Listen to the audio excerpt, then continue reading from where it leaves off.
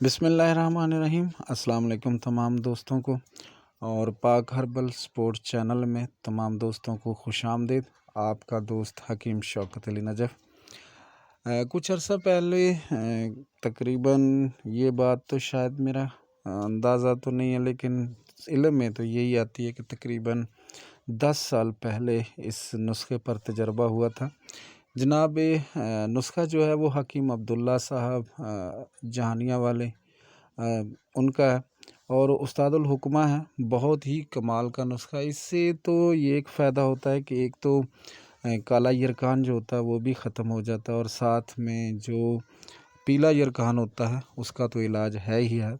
اور اس کے علاوہ یہ جو نسخہ ہے اس کا بہترین فائدہ یہ بھی ہوتا ہے جن کے ہاتھ پاؤں پہ جگر کی خرابی سے جو سوزش وغیرہ ہو جاتی ہے، اور پاؤں جو ہوتے ہیں وہ ان میں سوج پیدا ہو جاتی ہے یا پیٹ میں پانی پڑ جاتا ہے، ان کے لیے بھی بہت ہی کمال کی چیز ہے۔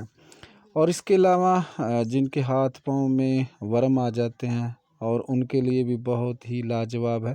اور اسی طرح بے بہا تجربے کے بعد یہ دوستوں کی خدمت میں پیش کر رہے ہیں، صرف اللہ کی رضا کے لیے کہ سبھی دوستوں کو اس کا فائدہ ہو۔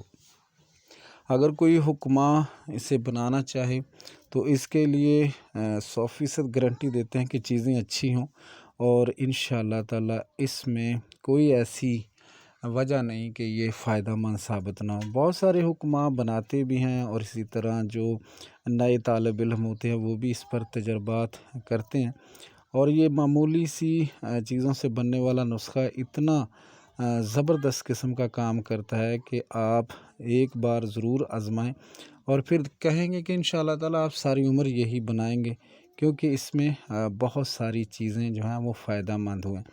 بہت سارے تجربات ہوئے اس نسخے پر، اور بہت ساری چیزیں جو تھیں یہ خون کی کمی کو بھی پورا کرتا ہے، اور ساتھ ساتھ جو معدے میں ورم پیدا ہو جاتا ہے اس کے لیے بھی بہت ہی نادر اور بہترین چیز ہے۔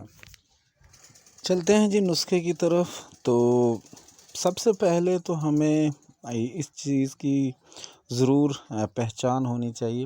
اس میں خبث الحدید یعنی جو پرانا لوہا ہوتا ہے وہ صاف کرنے کی ضرورت ہوتی ہے، کہ اس میں ہمیں صاف کرنے کا پہلے طریقہ سمجھنا چاہیے۔ یا پرانے کھنڈرات اور پتھریلی جگہوں پر جائیں گے تو آپ کو مل جائے گا، اور بالکل جس طرح کہ وہ پاؤڈر کی شکل کا ہوگا اسے موٹا موٹا کوٹ کر اس کی چمک نکال لیں، پھر اسے کپڑ چھان کر کے اسے خشک کر لیں۔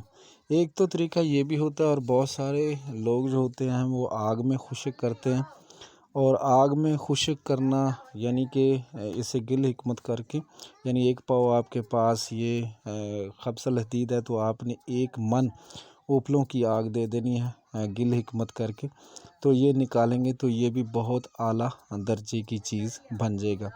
تو ایک تو چیز اس بارے میں آپ نے بہت اچھی طرح جاننا چاہیے۔ ایک تو یہ بتا دیا کہ خبث الحدید حاصل کرنے کا طریقہ بھی یہی ہے، اور دوسرا طریقہ یہ ہوتا ہے کہ آپ جو پنساریوں سے ملتا ہے لوہے چون، اس سے بھی کافی لوگ کام چلا لیتے ہیں، لیکن اس کو بھی صاف کرنا بہت ضروری ہو جاتا ہے۔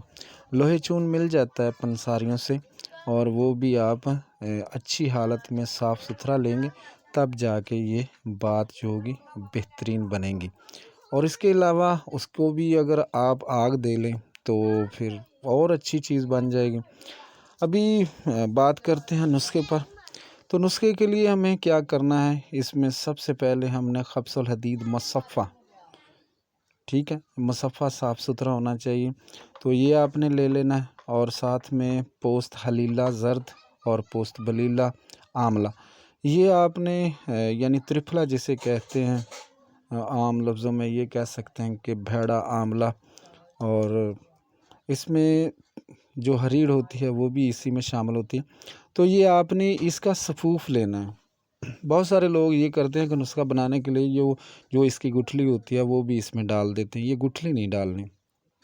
تو یہ 4 چیزیں ہوگی، خبث الحدید، اور اس کے ساتھ یہ پوست حلیلہ زرد اور پوست بلیلہ، اور اسی طرح آملہ، ہر ایک پاؤ لینی ہے، یعنی آپ نے 250 گرام یعنی یہ لینی ہے۔ اس کے بعد آپ نے اس میں جو ڈالنا ہے وہ فلفل سیاہ یعنی کالی مرچ ہے، فلفل دراز ہے، اور ہر ایک 4 تولے یہ آپ نے سنڈ اور جو فلفل دراز ہے اور سیاہ مرچ ہے یہ آپ نے 4 تولے لے لینی ہے۔ اور کرنا کچھ اس طرح ہے کہ آپ نے جو خبز الحدید اور جو پوست حلیلہ بلیلہ آملہ یہ 4 چیزیں لے لینی۔ لینے کے بعد آپ نے کوئی مٹی کا برتن اور یا کوئی روغنی ہنڈی وغیرہ لے کر اس میں یہ پاؤڈر کر کے ڈال لینی ہے۔ اور پھر کہوں گا کہ گٹھلیاں وغیرہ نہیں ڈالنی، گٹھلیاں ڈالیں گے تو یہ دوا ہے وہ کام نہیں کرے گی۔ اور اس میں آپ نے گائے کی دہی یعنی کہ اتنی ڈالنی ہے کہ اس کے اوپر تقریباً 2 انگل تک اوپر آ جائے، اور کسی رومال سے اسے آپ نے باندھ دینا اچھی طرح مکس کر کے۔ باندھنے کے بعد آپ نے روز ہلانا ہے، اسے ہلاتے رہنا ہے اور کسی صاف لکڑی سے ہلاتے رہیں۔ سردیوں میں تقریباً یہ 1 ہفتے تک اور گرمیوں میں 4 دن تک رکھ چھوڑیں۔ اگر دہی پہلے خشک ہو جائے تو اس میں آپ نے یہ کرنا ہے کہ اس میں دہی اور ڈال دینی ہے، اور دہی اتنی ڈالنی ہے کہ اس کے اوپر تقریباً 2 انگل یعنی کہ 2 انگلی تک اونچا ہو۔ اب اسے اچھی طرح آپ نے دیکھ لیا کہ یہ جو دوا تھی اس نے دہی خوب جو پہلے آپ نے ڈالی تھی وہ اس میں جذب ہو گئی۔ اب جب خشک ہونے کے قریب پہنچ جائے تو اسے آپ نے کسی اخبار یا کسی ایسی چیز پر پھیلا لینا اور سائے میں خشک کر لینا۔ جب آپ خشک کر لیں تو آپ کے پاس وہ بچی ہیں جو فلفل سیاہ، فلفل دراز اور سنڈ، یہ آپ نے پاؤڈر کر لینی ہے۔ پاؤڈر کر کے اس میں ڈال کر خوب اسے کوٹنا ہے اور صفوف تیار کریں، اور صفوف تیار کرنے کے بعد آپ اسے محفوظ کر لیں۔ محفوظ اسے اچھی طرح پہلے خشک ضرور کر لیں تاکہ دوائی کا جو ہوتا ہے وہ خراب ہونے کا اندیشہ ختم ہو جاتا ہے۔ اب یہ آپ کے پاس جو دوائی تیار ہوگی اکسیر جگر کے نام سے بہت مشہور ہے، اور اسی طرح اس کی خوراک ہے جو عام حکماء حضرات اپنے اپنے تجربے میں استعمال کرتے ہیں۔ اس کی خوراک 3 ماشے یعنی کہ صبح کے ٹائم دہی کے 1 پیالے سے ہے، جو کہ ایک دہی کا پیالہ ہونا چاہیے۔ اسے اچھی طرح پہلے مکس کر لیں دہی کو مکس کرنے کے بعد چھاچ۔ اب آپ کی جو دوا تیار ہوگی اسے محفوظ کر لیں۔ محفوظ کرنے کے بعد آپ نے اس میں سے 3 ماشے صبح کے ٹائم دہی کے 1 پیالے کے ساتھ آپ نے دینا ہے۔ دہی کو اچھی طرح تھوڑا سا مکس کر لینا چاہیے، اور مکس کرنے کے بعد آپ نے استعمال کرنا ہے۔ یہ تقریباً 7 اور 8 روز تک استعمال کروائیں، اور اس کا پھر فائدہ دیکھیں کہ کتنا بڑا ہے۔ دیکھا جائے تو یہ ایک عام سی چیز ہے، لیکن اس قدر لاجواب ہے کہ کیا کہنے۔ یہ صفوف جگر کے نام سے مشہور ہے۔ یہ جگر کی تمام امراض کو فائدہ کرتا ہے۔